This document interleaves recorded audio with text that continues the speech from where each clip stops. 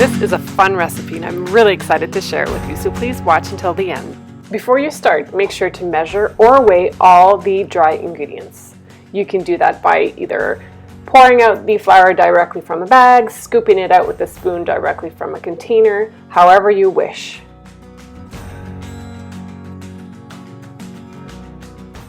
So now you're going to combine the psyllium husk, the active dry yeast,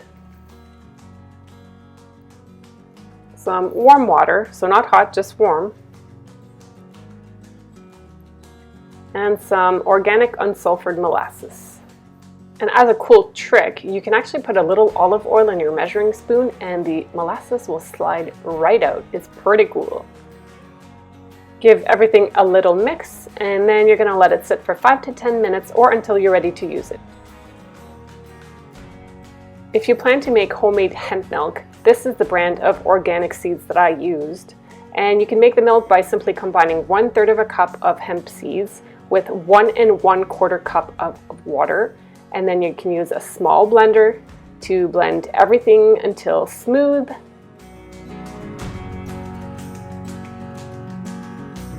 Then after a minute or so, you can pour the nice frothy, fresh hemp milk through a nut mesh bag or a fine sieve into a cup. And then we're going to remove the larger unwanted bits and you can discard those. The homemade hemp milk should be nice and white and creamy in texture. Now you're going to place the sifter over top a larger mixing bowl. And I love using a clear glass bowl when I make bread dough. In this bagel recipe, we're going to use buckwheat flour, oat flour,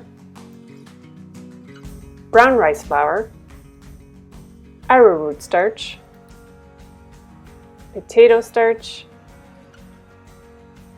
teff flour, and some sea salt. Remember to sift everything very well, and then once sifted, remove the sifter and mix the dry ingredients. Go ahead and mix the yeast mixture before you add it to the large bowl of dry ingredients, as the molasses will most likely sink to the bottom. If you did not want to use molasses because you either don't have it or you don't like the taste of it, go ahead and use just coconut palm sugar and or even maple syrup. It just won't have that distinct flavor, of course. Now add 1 cup of homemade hemp milk. But you want to mix this until all the dry ingredients are well mixed. It is possible that you might have to add a few more tablespoons of water, so keep some extra water on hand in case that is necessary. This dough is definitely harder to mix than others. That's a good thing because that means we'll be able to use our hands to shape the bagels. If you like gluten-free vegan bread videos, don't forget to like, share, and subscribe to this channel. Cover it with a plate and let it rise for 2 hours. At the 1.5 hour mark, preheat your oven to 400 degrees. Before shaping your bagels, bring a large pot of water to a boil. To help you manipulate the dough and to shape your bagels, a bench scraper or dough scraper comes in really handy, and a sifter of some sort for the flour. And after 2 hours of rising time, this is what you can expect your dough to look like. The dough should grow a couple of inches in height and sometimes even double in size.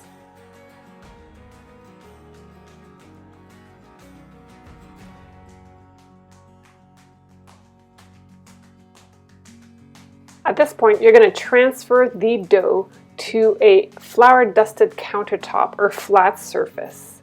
Brown rice flour or buckwheat flour are really great for dusting.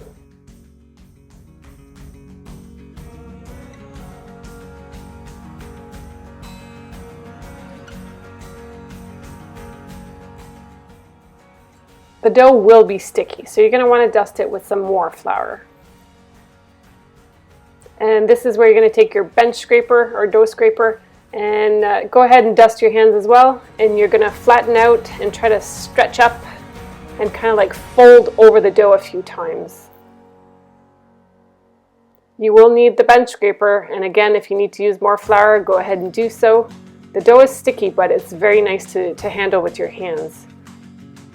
So repeat this a few times by just gently stretching the dough and folding it over in order to shape it into a log, in order to divide it in 8 pieces.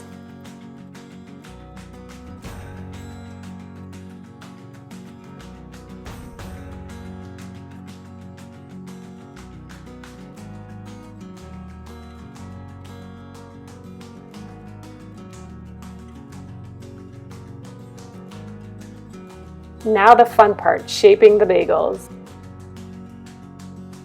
Again, the dough will be sticky, so you're probably going to want to dust each piece and even the counter a little bit more. And you're just going to like fold over the dough a few times to have a nice shape.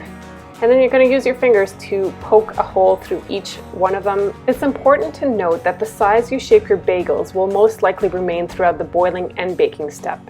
If you're particular about your bagel shape and you don't like them thin, just make sure to keep them a little bit thicker when shaping them.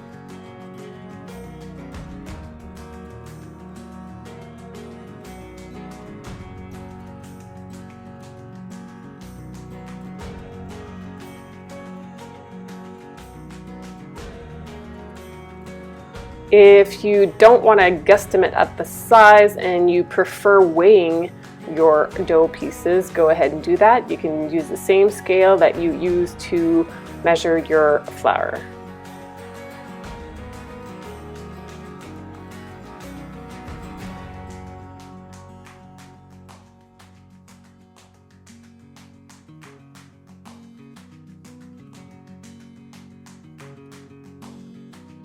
Boiling the bagels is simple, but before you start, make sure the water is boiling, and then you're going to place one bagel in the hot water to practice. Then you can boil up to 3 at a time if you wish, if your pot is large enough. Once the bagel floats to the top, you're going to want to boil it for an additional 30 seconds per side.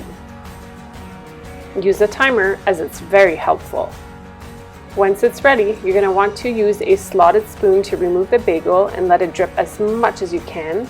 At this point, you can dip it directly in the seed bowl, and I'll also show you how to just sprinkle the seeds on top a little bit later. But once you dip it in the seeds, you just return it to the parchment lined baking sheet.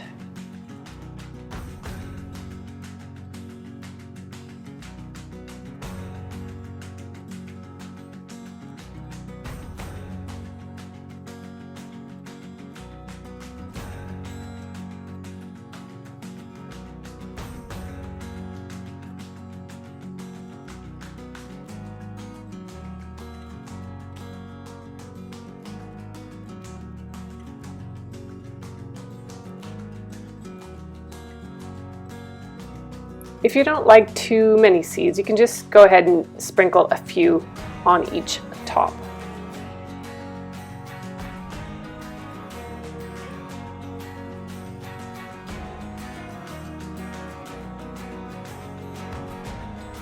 Once all your bagels are boiled, you're ready to bake. You can place them on the middle rack in your preheated oven for 20 minutes. And after that, you can flip each one of them and return them to the oven for an additional 5 minutes for a total of 25 minutes.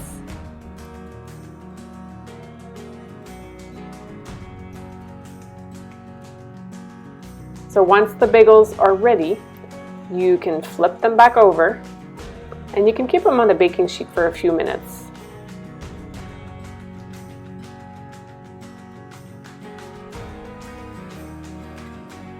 And then you want to transfer them to a wire rack in order for them to cool completely. Once cooled, go ahead and slice one.